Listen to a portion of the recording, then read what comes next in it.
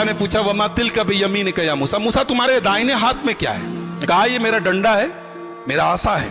अतवक्कउ अलैहा, जब मैं थक जाता हूं तो इसी पे टेक लगा लेता हूं। व अहुश्शु बिहा अला गनमी, और दरख्तों के पत्ते झाड़ता हूं अपनी बकरियों को खिलाने के लिए।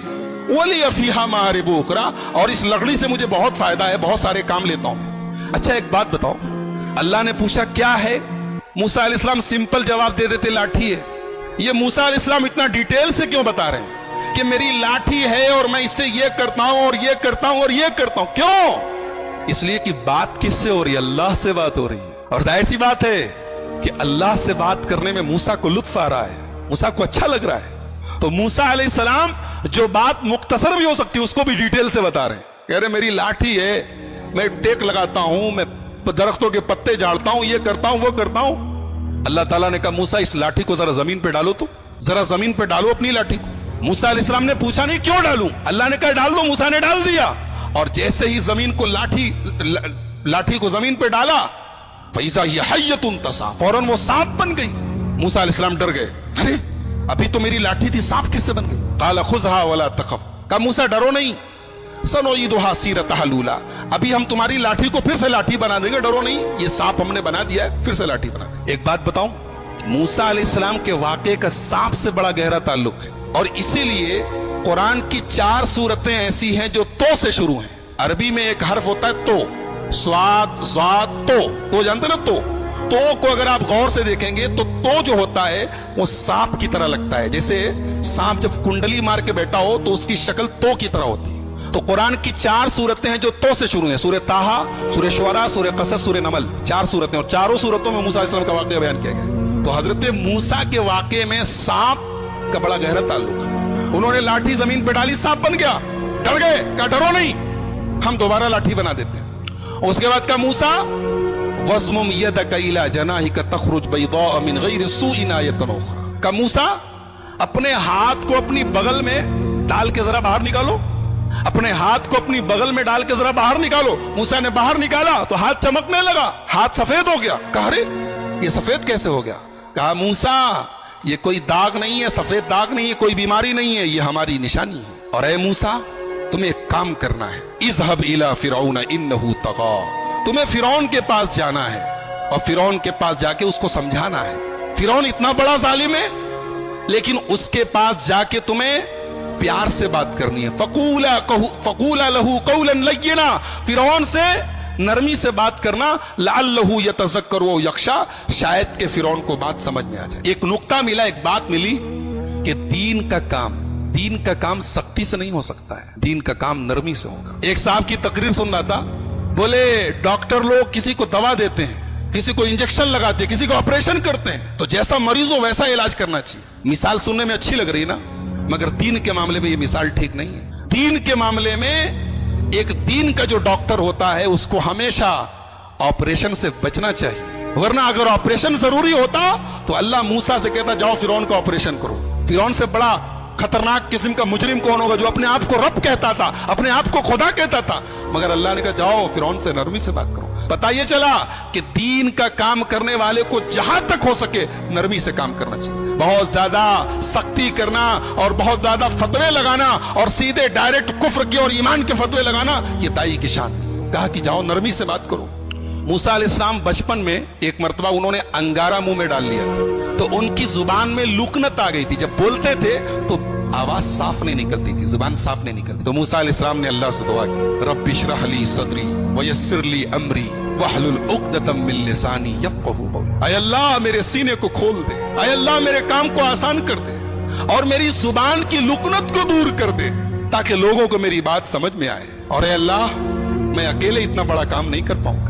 वजअल ली वज़ीरम मिन अहली हारून आखी उश्तुद बिही अज़री, ऐ अल्लाह मेरे बड़े भाई हारून को मेरा सपोर्टर बना दे। हारून बड़े थे, बात याद रखिए, हारून छोटे नहीं थे, हारून बड़े थे। बहुत सारे लोग उनको छोटा समझते हैं, बड़े हारून थे।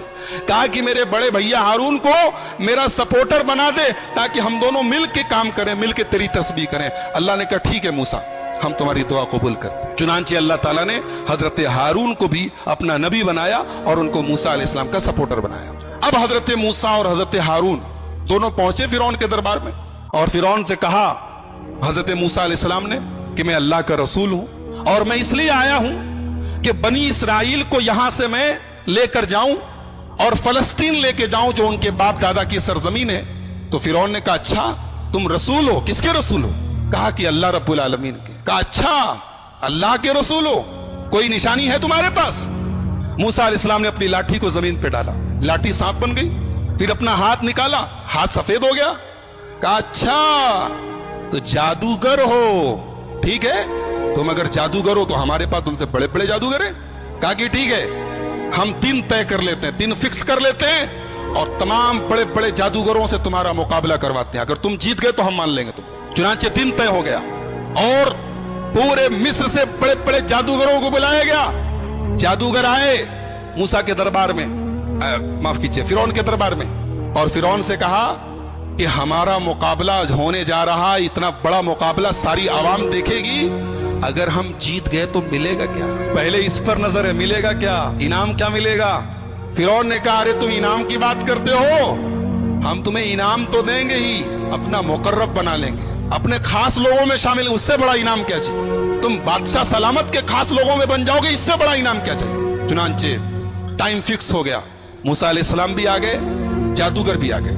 جادوگروں نے کہا موسیٰ پہلے آپ اپنی لاٹھی کو زمین پر ڈالیں گے یا پہلے ہم اپنا کرتب دکھائیں, اپنا جادو دکھائیں؟ موسیٰ علیہ السلام نے کہا نہیں, پہلے آپ لوگ اپنا جو آپ کو پیش کرنا ہے پیش کیجیے. جادوگروں کے پاس بڑی بڑی رسی تھی, انہوں نے رسی کو زمین پہ ڈالا, ڈھیر سارے سانپ بن گئے, سینکڑوں کی تعداد میں سانپ بن گئے. موسیٰ علیہ السلام ڈر گئے. اللہ نے کہا ڈرو نہیں موسیٰ, ان کے پاس جادو ہے اور تمہارے پاس اللہ کی طاقت ہے, ایمان کی طاقت, تمہیں ڈرنے کی ضرورت نہیں, تم بس اپنی لاٹھی کو زمین پہ ڈالو. اب موسیٰ علیہ السلام نے جب لاٹھی کو زمین پہ ڈالا تو وہ لاٹھی سانپ نہیں بنی, وہ استہا بن گئی, اجگر بن گئی. اجگر تو تمام سانپوں میں سب سے بڑا سانپ ہوتا ہے, اور اس استہے نے تمام جتنے جادوگروں کی رسیاں جو سانپ نظر آ رہی تھی, وہ نظروں کا دھوکہ تھا, انہوں نے اپنے جادو سے لوگوں کی آنکھوں پر پٹی ڈالی تھی, اس استہے نے ان کے تمام جادو کو ختم کر دیا, ان کے سانپ ختم ہو گئے, فوراً ان کو نگل لیا. اب جادوگر جو تھے وہ سب جادوگر تھے, وہ یہ جانتے تھے کہ جادو کیا ہوتا ہے اور ایمان کی طاقت کیا ہوتی. ان کو یہ اندازہ تو ہو گیا کہ موسیٰ علیہ السلام نے جو دکھایا وہ جادو نہیں ہے.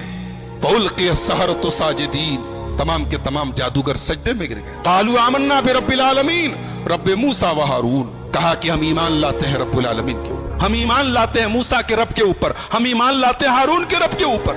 فرعون نے کہا ارے, اب فرعون کی سٹی پٹی گھوم کہ یہ تو موسیٰ کی پارٹی میں چلے گئے.